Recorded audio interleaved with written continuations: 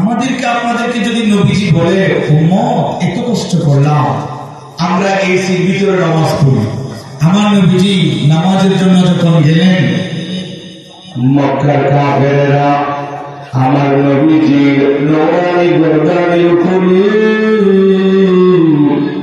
ওদের নবী বুড়িগুলো আমার নবীজির গর্দানের উপরে উঠাইয়া দেয়। আমার নবীর এত কষ্ট, নবীজি সিজদায় যাইয়া আমার আল্লাহর সিজদা দিবে, আর জালেমেরা আমার নবীজির গর্দানের উপরে নারী বুড়িগুলো উঠাইয়া দেয়। আমার নবীর এত কষ্ট, তারপরেও নবী কোনদিন বদদুয়া দেয় নাই। আল্লাহ বলে দিলেন ওর হাবিব নবী একটু বদদুয়া দেয়, নবীর উম্মতদেরকে আমি আল্লাহ যেমনিভাবে ধ্বংস করে দিয়েছি, সেইভাবে আপনি যদি বদদুয়া করেন নবী, সেইভাবে আপনার যাদের জন্য বদদুয়া দিবে আমি আল্লাহ তাদেরকেও ধ্বংস করব। আমার নবীজি দোয়া করলেন আল্লাহ দরবারে ওই তাইফবাসীদের জন্য। দেখেন কত সুন্দর দোয়া।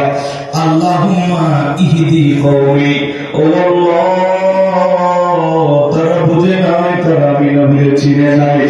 আমি নবীর যদি চিনত, আমি নবীর শরীর মুবারকের দিকে তারা কোনদিন পাথর লাগাইতো না। ও আল্লাহ, তারা চিনে নাই, তারা বুঝি নাই। আল্লাহ, আমি নবী দোয়া করি তাদেরকে হেদায়েত দাও। আমার নবীজি এত কষ্ট করে এই দ্বীন ইসলামকে প্রতিষ্ঠা করেছেন বাবারা। আমার নবীজি এত কষ্ট করেছে এই দিন ধর্ম মাযহাবের জন্য। আমার নবীজি দেখেন এই দ্বীন ধর্মের জন্য কত কষ্ট করেছে। আর আমরা দুনিয়ার জমিনে কত সুন্দর বিল্ডিং বানাই, আর আমার নবীজি যদি বলে নিজের ঘরটা এত সুন্দর করে বানাইছো, আমি নবীজির ঘরটা কেন বাংলা রেখে দিলাম, মনে কি চাই আরে আমার এই ঘরটা একটু সুন্দর লাগে, একটু বানাই দেন। যেই ঘরের মধ্যে কোরআন শরীফ পড়বি, যেই ঘরের মধ্যে সূরা কেরাত পড়বে, কোরআন শরীফ তেলাওয়াত হবে। কোরআন শরীফ যে জায়গায় তেলাওয়াত হয় সেই জায়গার মধ্যে রহমান নাজিল করেন কে? একটু জোরে বলেন কে? একটা হাদিস শরীফ শুনুন বাবাজিরা, হযরত তিরমিজি রাদিয়াল্লাহু তাআলা থেকে হাদিস বর্ণিত। তিনি বলেন এক ব্যক্তি সূরা কাহাফ পড়ছিলেন। আজকে জুমাবার, আজকে কি বার? জুমাবার দিন সূরা কাহাফ পড়া অত্যন্ত বরকত এবং ফজিলত, অনেক ফজিলত রয়েছে বাবা।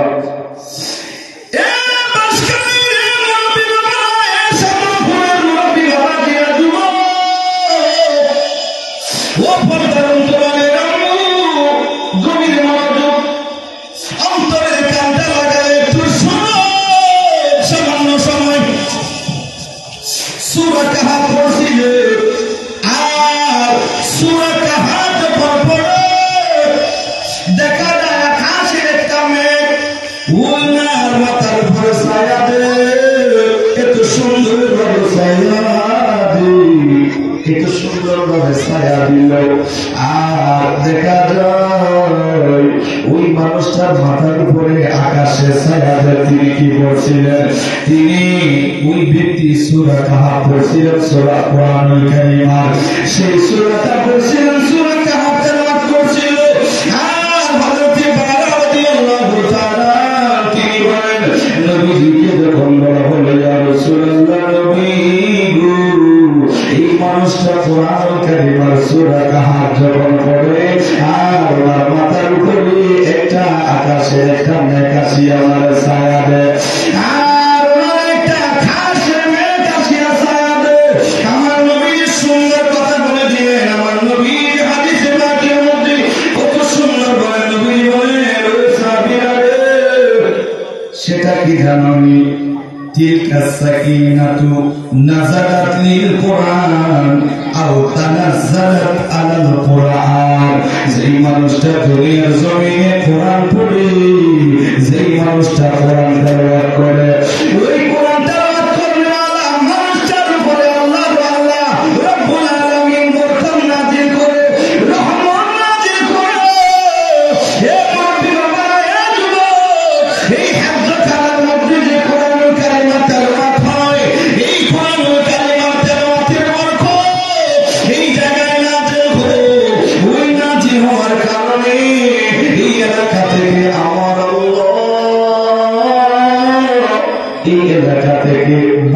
মুসিবত আমার আল্লাহ দূর করিয়া দেবে। সুবহানাল্লাহ। এই জায়গার মধ্যে কোরআন তেলাওয়াত হয়। নবীজি বলেন তিলকা সাকিনাতু নাযালাতিল কোরআন, এটা কোরআন তেলাওয়াত করার কারণে আমার আল্লাহ রাব্বুল আলামিন প্রশান্তি নাযিল করেছে, আমার আল্লাহ বরকত নাযিল করে, আমার আল্লাহ রহমত নাযিল করে। যেই এলাকার মধ্যে যেই ঘরে কোরআন তেলাওয়াত হয়, ওই এলাকায় ওই ঘরে ওই মানুষটার উপরে আমার আল্লাহ বরকত নাজিল করে, শান্তি নাজিল করে। ও বাসকালীর যুবক, কত দামি আপনারা, আপনাদের এলাকায় একটা নবীর বাগান হয়েছে। এই এলাকায় এই বাগানের কারণে এলাকা ধন্য, এই এলাকাটা ধন্য এই বাগানের কারণে। সুবহানাল্লাহ বলেন।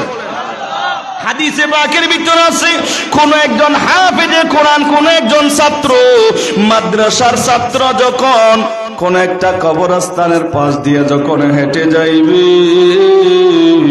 ওই কবরবাসীদের কবরের আযাব আমার আল্লাহ রব্বুল আলামিন 40 দিনের জন্য বন্ধ করে দিবে। ও বাঁশখালীর সাধনপুরের যুবক, ও পর্দার অন্তরালের মারা, ও বৃদ্ধ বাবাজিরা, ও যুবক, মনে কি চাই না একজন সন্তানের হাফেজে কোরআন বানাইতে? মনে কি চাই না একজন হক্কানি রব্বানি আলেম বানাইতে? যদি একজন হাফেজে কোরআন বানাইতে পারে, সন্তান যদি বড় একজন আলেম হাফেজে কোরআন যখন হইবে, ওই হাফেজে কোরআন আপনি যেই দিন ইন্তেকাল হইবেন সেই দিন আপনার সামনে নিয়ে জীবনের শেষ নামাজটা আপনার সন্তান পড়াইবে। আর আপনারা সবাই বলবে সাধনপুরের অমুকের নাম, বলিনি কে বলি, উনি হলো হাফেজে কোরআনের বাবা। বলে উনি কে? বলে উনি হলো হাফেজে কোরআনের মা। হাই হাই, কত সুন্দর একটা পরিচয়! হাফেজে কোরআনের বাবা, হাফেজে কোরআনের মা। আমার আল্লাহর দরবারেও কেমন সম্মানী!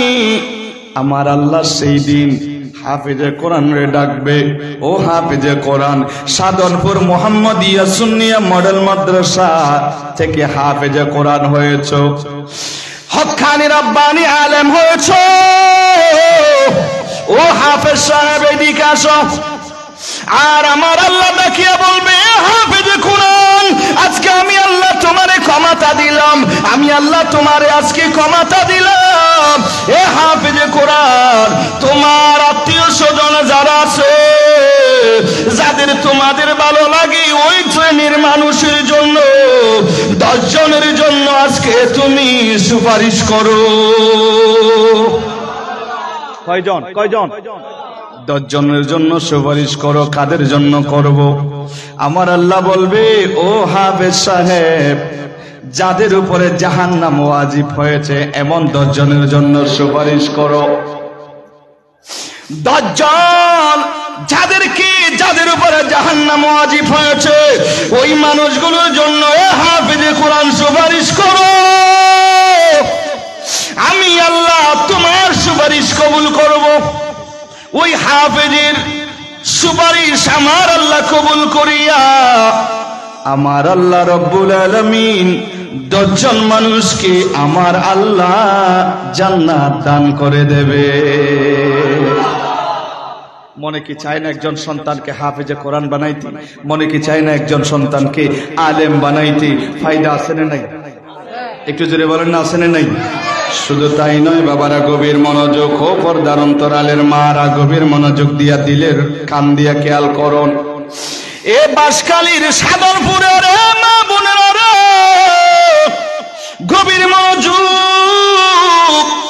সেই দিন হাফেজে কোরআনের বাবা মা যারা হইবে, আমার আল্লাহ রব্বুল আলামিন তাদেরকে ডেকে বলবে, ও হাফেজে কোরআনের মা বাবারা, কই কই কই, আসো এইদিকে আসো।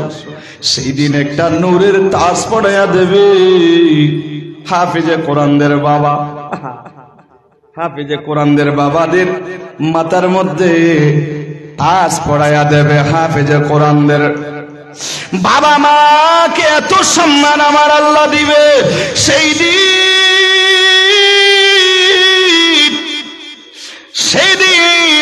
গাছের আলুতে জাহান্নামের আগুন পর্যন্ত নিভিয়া যাবে। সবাই আশ্চর্য হয়ে যাবে, কে কে কে এত দামি এত সম্মানী মাথার মধ্যে তাজ পড়াইলো কারা? দুনিয়ার জমিনে কি আমল করেছে, দুনিয়ার জমিনে কি কাজটা করে এসেছে। আর সেই দিন ওনাদের পরিচয় দেওয়া হবে। ও হাসরবাসীরা, এই দুইজন মা বাবা দুনিয়ার জমিনে 10 তলা বিল্ডিং রেখে আসে নাই, দুনিয়ার জমিনে কোটি কোটি টাকা ব্যাংক ব্যালেন্স রেখে আসে নাই। দুনিয়ার জমিনে এই মা বাবার একটা কাজ করেছে। বলে কি করেছে? বলে এই সন্তান, এই মা বাবার সন্তান সাধনপুর মুহাম্মাদিয়া সুন্নিয়া মডেল মাদ্রাসা, এই যে হেফজখানা, এই মাদ্রাসায় একজন সন্তানের দিছে। আর ওই মাদ্রাসায় দিয়া ওনাদের সন্তান তার হাফেজে কোরআন বানাইছে। দুনিয়ার জমিনে কোটি কোটি টাকার মালিক হয় নাই, কোটি কোটি টাকা ব্যাংক ব্যালেন্স রেখে আসে নাই। দুনিয়ার জমিনে একটা কাজ করে আসছে, একজন সন্তানের হাফেজে কোরআন বানাইছে। আমি আল্লাহ ওই হাফেজে কোরআনের খাতিরে বাবা মারে সম্মানিত করলাম। এমন সম্মানিত করেছি, আমার আল্লাহ তাজ পড়াইয়া ফুলের মালা গলায় দিয়া ফেরেশতারা ওনাদেরকে মিছিল করে সম্মান দেয়। আর হাসরবাসীরা দেখে মা বাবারা কত সম্মানী। সেই ছেলে তার কারণে হাফেজে কোরআন হওয়ার কারণে ও সাধনপুরীর ও বাঁশখালীর যুবক ও মা বোনেরা মনে কি চাই না আপনার সন্তান তারে হাফেজে কোরআন বানাইবে? আপনি মারা গেলে আপনার জানাজার নামাজ পড়াইবে। যদি মারা যান জিজ্ঞেস করবে আজকে সাধনপুর ওই যে কে মারা গেল, বলে অমুক বানা গেল, বলে উনি মারা গেল। ঠিক আছে, ওনার আজকে জানাজা কে বানাইবে? ইমাম সাহেব পড়াইবে নাকি খতিব সাহেব পড়াইবে? বলে না না, কেউ পড়াইবে না। ওনার সন্তান আজকে হাফেজে কোরআন আছে, ওনার সন্তান একজন বড় আলেম আছে। চট্টগ্রাম 16 শহরে জামিয়া আহমদিয়া সুন্নিয়া আলিয়া থেকে এই সন্তানটা কামেল পাশ করিয়া বড় আলেম। ওই বড় আলেমটা মা বাবার আজকে জানাজা পড়াইবে। হুজুর আল্লাহর দরবারে দোয়া করা, মা বাবার জন্য সন্তান দোয়া করা ব্যবধান আছে না নাই? জোরে বলেন আছে না নাই? বাবা মার জন্য সন্তান যখন হাত বাড়াইয়া যখন আল্লাহর দরবারে বলবে রব্বির হামহুমা কামা রব্বায়ানি সগীরা, এইভাবে যখন হাত উঠায়া যখন দোয়া করবি, আমার আল্লাহ বলেন ও সন্তানের বাবা মারা, আপনাদের জন্য যখন সন্তান হাত বাড়াইবি আর যখন বলবে ও আল্লাহ আমাদেরকে ছোটবেলায় মা বাবারা যেভাবে লালন পালন করেছে, সম্মানী করেছে, আল্লাহ আমার বাবা মারও সেইভাবে আদর যত্নে কবরের মধ্যে রাখিও। এইভাবে যখন মা বাবাদের জন্য দোয়া করবে আর আমার আল্লাহ ওই সন্তানের দোয়ার কারণে মা বাবার গুনাহ আল্লাহ মাফ করে দেবে। যদি বলেন না সুবহানাল্লাহ। মনে কি চায় না আমি অনুরোধ করব একটা সন্তান মাদ্রাসায় দেন, নুরানিতে দেন, হেফজখানায় দেন, সেখান থেকে বড় আলেম হবে। ফায়দা আছে না নাই? এক কাজী সাহেব অসুস্থ হলো, বিবিরে বললেন বিবিরে আমি তো অসুস্থ, মনে হয় বাঁচবো না, তুমি গর্ভবতী, সন্তানটা যেটা আছে বিবিরে, সন্তানটা যদি ছেলে হয়, কি হয়? ছেলে হয়, সন্তানটারে একজন আলেম বানাইও, কলিজাটা ঠান্ডা হবে। ওই যে মাদ্রাসা সাধনপুর মুহাম্মাদিয়া সুন্নিয়া মডেল মাদ্রাসা হেফজখানা, ওই মাদ্রাসায় দিয়া একটা উদাহরণ দিচ্ছি আর কি, ওই ওরকম একটা মাদ্রাসায় দিয়া সন্তানটারে হাফেজে কোরআন আলেম বানাইও, আমার কলিজাটা ঠান্ডা হবে, কলিজা মাচিয়ে খাইবে। আহা, হায়াত মৌতের মালিককে ওসিয়ত করলেন। কয়েকদিন পরে দুনিয়ার জমিন থেকে বিদায় নিল। বিবি দেখলেন এরপরে ওনার গর্ভ থেকে একজন ছেলে সন্তান ভূমিষ্ঠ হলো।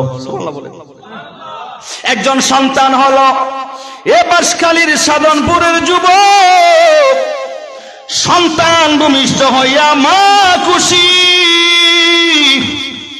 এলাকার সবাই খুশি, আত্মীয় স্বজনরাও খুশি, সবাই খুশি। ওই সন্তানটারে মা সেবা যত্ন করে আদর যত্ন করিয়া লালন পালন করিয়া বড় করছে। বড় করার পরে সন্তানটা যখন কথা বলে, সন্তানটা যখন কথা বলতে পারি, মা সন্তানটারে নিয়ে মাদ্রাসায় গেল। হুজুরে বললেন, হুজুর সন্তানটা বড় ইতিম হইয়া গেছে, এই সন্তানটার বাবা দুনিয়ায় নাই, এই সন্তানটার বাবা দুনিয়ায় নাই, সন্তানটা বড় এতিম, সন্তানটা বড় এতিম, বাবা দুনিয়ার জমিনে নাই। হুজুর বাবার বড় আশা সন্তানটারে হাফেজে কোরআন বানাইবে, বড় একজন আলেম বানাইবে, কিন্তু হায়াত তো নাই, দুনিয়ার জমিন থেকে ওই সন্তানের বাবা ইন্তেকাল করেছে। আমার একটা ওসিয়ত করেছে হুজুর, এই সন্তানটা যদি ছেলে সন্তান হয়, আমি যেন ওই সন্তানটারে হাফেজে কোরআন বানাই, আমি যেন সন্তানটারে বড় একজন আলেম বানাই। বাবা আমার ওসিয়ত করেছে ছেলেটার বাবা, হুজুর একটু মাদ্রাসায় ভর্তি করায়া নেন, যা দিতে পারি মনে কষ্ট নিবেন না, যতটুকু পারি দেব। হুজুর একটু ভর্তি করান। এবার হুজুরও খুশি হইয়া এতিম ছেলেটারে ভর্তি করাইয়া নিলেন। এতিম ছেলেটারে ভর্তি করাইয়া আর ওই ছেলেটারের সামনে বসাইছে। হুজুর বললেন, বাবা তোমার বাবা নাই, মনে কষ্ট নিও না, আমি হলাম তোমার বাবা। সুবহানাল্লাহ বলেন।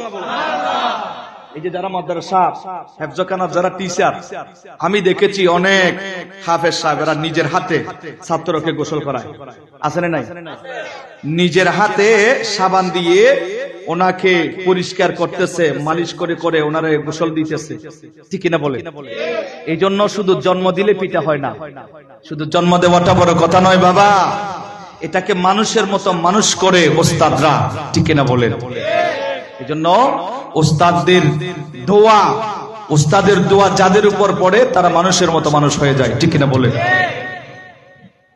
হুজুর ভর্তি করাইলো, ভর্তি করাইয়া এবার বললেন, বাবা মনে কষ্ট নিও না, আমরা আছি তোমার জন্য, তোমার জন্য আমরা আছি, মনে কষ্ট নিও না। এ বাবা আমরা আছি, আসো তুমি এইদিকে আসো। সুন্দরভাবে ওনারে উজু কালাম করাইয়া, সুন্দরভাবে গোসল করা, উজু করাইয়া, মাথায় টুপি দিয়া, সুন্দর পোশাক পরাইয়া, সামনে কোরআনুল কারিমা দিয়া, কোরআনুল কারিমাটার সামনে দিয়া বললেন, বাবা একটু বসো, তোমারে আজকে প্রথমবারের মতো সবক দিয়ে দেব, মনে কষ্ট নিও না, তোমার বাবা নাই, না থাকলে আমরা তো আছি। সুবহানাল্লাহ বলেন। এতিম ছেলেটারে হুজুর এইভাবে সান্ত্বনা দেয়, মনে কষ্ট নিবা না, আমরা আছি তোমার জন্য, সুন্দরভাবে পড়াশোনা করবা, আসো আমার সামনে বসো। সুন্দরভাবে এতিম ছেলেটারে বসাইছে, বসাইয়া বললেন, বাবা একটু পড়ো। এবার উস্তাদ সুন্দরভাবে উনারে পড়াইতেছি, সকলে বরকতের জন্য আমার সাথে সাথে পড়ুন, আউযু বিল্লাহি মিনাশ শাইতানির বিসমিল্লাহির রহমানির রহিম। এতটুকুই যখন পড়লো, রব্বুল আলামিন লামকানের খোদার রহমতের দরিয়ার মধ্যে জোয়ার এসে গেল। আমার আল্লাহ ডাক দিলেন, ও ফেরেশতারা রে, আমি আল্লাহর রহমান বলিয়া ডাক দিছে তিন একটা ছেলে, আমি আল্লাহ তো থাকতে পারি না, রহমতের দরিয়ায় জোয়ার এসে গেছে। এতিম ছেলেটা মায়া করিয়া রহমান বলিয়া ডাকছে, আমি আল্লাহ রে। ও ফেরেশতা, ওই ছেলেটার বাবার কবরে আযাব আর দিস না, দিস না, দিস না, আমি আল্লাহ রাব্বুল আলামিনের রহমতের দরিয়ায় জোয়ার এসে গেছে। এ ফেরেশতা বন্ধ করিয়া দে। এতিম ছেলেটার বিসমিল্লাহির রহমানির রহিম আমি আল্লাহরে যে রহমান বলিয়া ডাক দিছে, আমি আল্লাহরে যে রহিম বলিয়া ডাক দিছে, এটার কারণে ওই ছেলেটার কারণে আমি আল্লাহ বাবার কবর আযাব আমি আল্লাহ মাফ করে দিলাম। ও বাসখালীর মুরব্বী বাবার, আরে যুবক, মনে কি চায় না সন্তানের কারণে আপনার কবরের আযাবটা বন্ধ হয়ে যাক? সন্তানের কারণে মা বাবারে আমার আল্লাহ জান্নাত দে। সন্তানের কারণে মা বাবার কপাল খুলে যায়, সন্তানের কারণে বাবা মার তকদির বদলিয়ে যায়। ও বাবা মারা, মনে কি চাই না সন্তান তার একজন বড় আলেম বানাইতে? হুজুর মনে তো চায়, যদি মনে চায় দেরি না করে মাদ্রাসায় ঢুকাইয়া দেন, ঠিক না বলেন? হাত্তিমা টিম টিম টিম তাদের মাথা কাটে দিন, হাত্তিমা টিম টিম টিম তাদের কাটা দুটো সিং, তারা হাত্তিমা টিম টিম টিম হাত্তিমা টিম টিম। আছে না নাই? এই সিংওয়ালা যে ডিম পারে, কোনদিন শুনছেন দেখছেন নি বাবা? এগুলো না পড়াই হেফজখানায় দেন, এই যে ইতিমখানায় দেন, ইতিম হলে, আর নুরানি মাদ্রাসায় দেন, সেখানে হাতিমা টিম টিম টিম পড়াবে না, সেখানে পড়াবে শরআতে উযু, উযু করি নামাজ পড়ি, আল্লাহ আল্লাহ জিকির করি। সুবহানাল্লাহ পড়বেন না? আর ওখানে পড়াবে শরআতে অজগর। ও বাপ কথা, এটা আরো ছবি মাঝে একবারে অজগর বুঝি আছে না নাই? ফয় বেয়া এটা বরিকা যাবে না বাজি গোসর ফাল্লারে এড়ে নসিকে এড়ে নদী আপনার সন্তানটাকে নুরানিতে ঢুকাইয়া দেন। আপনার সন্তানটা মূর্তি দিয়ে নাও, এটা একটা বড় ধরনের একটা চক্রান্ত। আগে আমরা ছোটকালে আমাদের মারা ঘুম থেকে উঠাইয়া আমাদেরকে উজু কালাম করাইয়া কোরআন শরীফটা দিত, বাবা যাও মক্তবে চলে যাও। ইয়া ফোয়ারে মায়ে মুখ ধোয়াইয়ে দে, উজু ন উগল দিয়ে উজু করার উগল দিয়ে মুখ ধোয়া, মুখ ধোয়াইয়ে দে, মুখখান ধোয়াই লইজার গই সাদা এই ফ্যান ট্যান পরে হাফ প্যান্ট, কি প্যান্ট? হাফ প্যান্ট পরে লইজার গই। কোথায় নিয়ে যাচ্ছেন? কয় ইংলিশ মিডিয়ামে। কোথায়? ইংলিশ মিডিয়ামে নিয়ে যাচ্ছে। সেখানে সকাল বেলায় ইংলিশ পড়তেছে, যেই সময় কোরআন পড়বে সেই সময় সন্তান তারে পড়াচ্ছে ইংলিশ, ঠিক কিনা? এটা একটা ইহুদি নসরার চক্রান্ত, কথা বলেন ঠিক কিনা? এই কঠিন সময়ে ঈমানকে টিকিয়ে রাখা বড় কঠিন হয়ে দাঁড়িয়েছে। এই সময়ে আপনার আমার সন্তানকে এই নূরানি মাদ্রাসায় দেওয়া, হেফজখানায় দেওয়া, মাদ্রাসায় দেওয়া বড় কঠিন হয়ে দাঁড়িয়েছে, কথা বলেন ঠিক কিনা? আল্লাহু আকবার।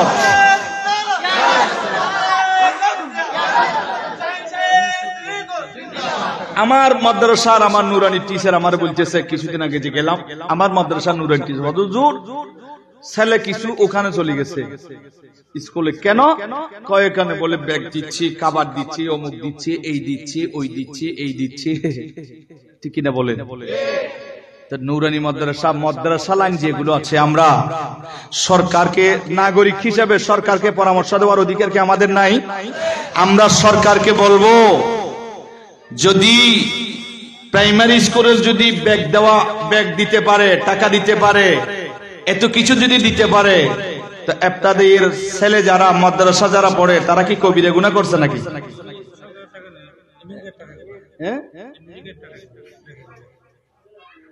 তো যা হোক, আমরা অনুরোধ করব, দিলে উভয়টাকে সমান চোখে দেখতে হবে না? দেখতে হবে। সরকারও চাইলে ইবতিদায়ী মাদ্রাসাকে দিতে পারে কি পারে না? পারে কি পারে না? অন্য সংস্থা যদি ওদিকে দেয়, তো সরকার চাইলে যেহেতু ওদিকে দিচ্ছে, এগুলো তো শিক্ষা প্রতিষ্ঠান, সুতরাং ওখানে দিলে এখানেও দেওয়ার দরকার আছে না নাই? আমরা অনুরোধ করব যেন প্রাইমারি স্কুলের মতো সেইভাবে যেন ইবতিদায়ী মাদ্রাসাগুলোর দিকে যেন সরকার নজর দেয়, কথা বলেন ঠিক কিনা? আল্লাহ আমাদেরকে বুঝার তৌফিক দান করুন। আপনারা কি কষ্ট নিচ্ছেন বাবা? কষ্ট নিচ্ছেন? যা হোক, কি বলছিলাম ছেলেটা যখন বিসমিল্লাহির রহমানির রহিম যখন বলল, আর আমার আল্লাহ বললেন ফেরেশতারা রে আযাব বন্ধ করে দে।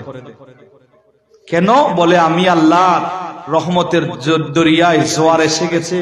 কারণ ছেলেটা যখন বিসমিল্লাহির রহমানির রহিম বলিয়া যখন ডাক দিল, আমি আল্লাহ রহমতের দরিয়ায় জোয়ার এসে গেল। আমি আল্লাহ রহমান রহিম বলে যখন ওই ছেলেটা ডাকছে, আমি আল্লাহ ওই ছেলেটার কারণে বাবার গুনাহ মাফ করে দিলাম, বাবার কবরটারে জান্নাতের বাগান বানিয়ে দিলাম। এরকম নেককার সন্তান আমাদেরকেও আমরাও সেই রকম নেককার সন্তান চাই কি চাই না? যদি চান মা বোনদেরকে বলবো আপনার সন্তানকে হাফিজে কোরআন বানান, আপনার সন্তানকে হক্কানি রব্বানি আলেম বানান। সিনার মধ্যে যখন 30 পারা কালামুল্লাহ শরীফটা যখন থাকবে, এটা এমন একটা কালাম, এমন একটা কোরআনুল কারিমা, পৃথিবীর জমিনে এমন একটা কিতাব যেই কোরআনুল কারিমা হেফজখানার মধ্যে পড়াচ্ছে। এটা এমন একটা কিতাব, আল্লামা ইমাম কুরতুবী রহমাতুল্লাহ আলাইহি তাফসীরে কুরতুবীর মধ্যে সুন্দরভাবে তিনি বর্ণনা করেন। আযান থামিয়েছেন আর কিছুক্ষণ আছে, কয়েক মিনিট আছে না? কয়েক মিনিট আছে তো? হ্যাঁ, আচ্ছা, আমার একটু ইঙ্গিত দিয়েন, কারণ অন্যদিকে যদি আজান হয় আবার বুঝি নাই সময় আছে না? আজান দিলে যেমন দিলে আমার একটু জানাইয়েন। আল্লাহ কবুল করো, আমিন বলেন। একটু দুরূদ শরীফ পড়ুন। আল্লাহুম্মা সাল্লি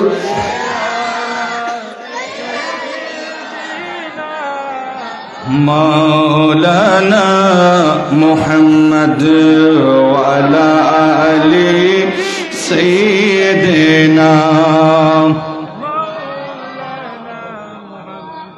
আলহামদুলিল্লাহ বলেন।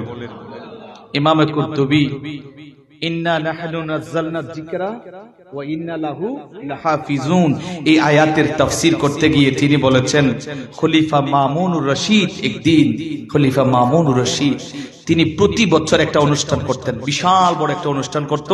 সেখানে ইহুদি, খ্রিস্টান, মুসলমান, বিভিন্ন ধর্মের যারা যাজক, সেই রকম বড় বড় জ্ঞানী গুণীদেরকে তিনি দাওয়াত দিতেন। এক বছর এক ইহুদি আসলো, তিনি বক্তব্য রাখলেন, বড় চমৎকার, জ্ঞানী মানুষ। তখন বাদশাহ মামুনুর রশিদ বললেন, আপনি কি ইহুদি? বলেছি আমি ইহুদি। বলে, আপনি যদি মুসলমান হন তবে আপনাকে আমরা অনেক কিছু পুরস্কৃত করব, অনেক সম্মানিত করব। আমরা আপনাকে ইসলামের দাওয়াতটা দিচ্ছি। একটু কি জোরে বলা যাবে সুবহানাল্লাহ? ইসলামের দাওয়াতটা আপনাকে দিচ্ছি, আপনি যদি চান, জোর নাই, যদি চান ইসলাম ধর্মটা আপনি গ্রহণ করতে পারেন। এবার তিনি বললেন, না, আমার বাপ দাদার দিনের ধর্ম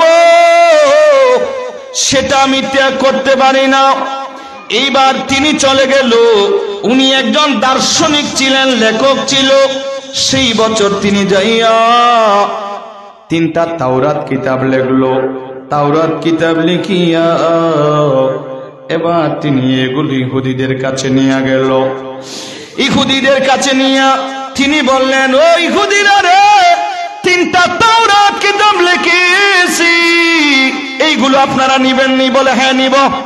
ইহুদিরা 3টা নিয়ে নিল, এটা দেখে নাই। এবার তিনি আবার 3টা ইনজিল কিতাব লিখলো। ইনজিল কিতাব লিখিয়া খ্রিস্টানদের কাছে যাইয়া বললেন, ও খ্রিস্টানেরা রে, নাও নাও, আপনাদের ইনজিল কিতাব 3 কপি আমার কাছে আছে, এগুলো নাও। এইগুলো আবার ওই খ্রিস্টানেরাও 3 কপি নিয়ে নিল। কিছু বলে নাই, কিছু বিনিময় দিল। আর উনি 3 কপি কোরআন শরীফ লিখলো। 3 কপি কোরআন শরীফ লিখিয়া মুসলমানদের কাছে যাইয়া বললেন, ও মুসলমানেরা রে, 3টা কপি কোরআন আছে, আমার কাছ থেকে নাও, এইগুলো নাও। 3 কপি কোরআন শরীফ আমার কাছ থেকে নাও। মুসলমান আবার ওই কোরআন শরীফটা নিয়া, একজন হাফেজে কোরআন কোরআন শরীফটা নিয়ে পড়ে আর বললেন, ও ভাই, নাও নাও নাও, এই কোরআন শরীফ আমি নেব না, কারণ এই কোরআন শরীফের মধ্যে ব্যবধান হয়েছে। জোরে বলেন না সুবহানাল্লাহ। কারণ আমাদের কোরআন সেটা এমন একটা কোরআন, যেই কোরআনটা আমার আল্লাহ যেই দিন যেই রকম নাজিল করেছে, লৌহে মাহফুজ থেকে যেই কোরআনটা নাজিল করেছি যেই রকম কিয়ামত পর্যন্ত সেই রকম থাকবে, সেটাই হলো কোরআনুল কারিমা। একটা জর জবর, একটা ফেশ, একটা জবর ব্যবধান করার কোন শক্তি দুনিয়ার কারো, জোরে বলেন, আছে? যদি আগুন লেগে ধ্বংস হয় পৃথিবীর সব বইয়ের দোকান, তবে বিশ্ব থেকে হারাবে না পবিত্র কোরআন। ঠিক না? কেমন করে জ্বলবে কোরআন আগুনেরই তেজ, বিশ্বে ভরা আছে লক্ষ লক্ষ কোরআনে হাফেজ। ঠিক না? তারা আবার কোরআনটা সাফাইয়া, আবার কোরআনটা সাফাইয়া রক্ষা করবে ইসলামের মান, বিশ্ব থেকে হারাবে না পবিত্র কোরআন। কথা বলেন ঠিক না? আল্লাহ পাক আমাদেরকে কবুল করুন। শেষ কথা হলো বাবা, একজন সন্তানকে যদি হাফেজে কোরআন বানান, ওই সন্তানের কারণে আপনাকে আমার আল্লাহ অনেক সম্মান দিবে। সেজন্য আমি অনুরোধ করব প্রত্যেকে এক একজন সন্তানকে একটু হাফেজে কোরআন, বড় আলেম বানান। এই মাদ্রাসার প্রতি মহব্বত রাখেন, এই মাদ্রাসার প্রতি সম্মান রাখেন, এই মাদ্রাসার প্রতি সহযোগিতা করেন। দেখবেন এটার উসিলায় আল্লাহ আপনার জিন্দেগীর গুনাহ মাফ করে দিবে। কথা বলেন ঠিক কিনা? আল্লাহ আমাদেরকে নেককার সন্তান দান করুক, আমিন। সময় শেষ। আমার কথায় যদি কেউ কষ্ট পেয়ে থাকেন আমাকে একটু ক্ষমার দৃষ্টিতে দেখবেন। ওয়া মা আলাইনা ইল্লাল বালাগ। আসসালামু আলাইকুম ওয়া রাহমাতুল্লাহি তাআলা ওয়া বারাকাতুহু।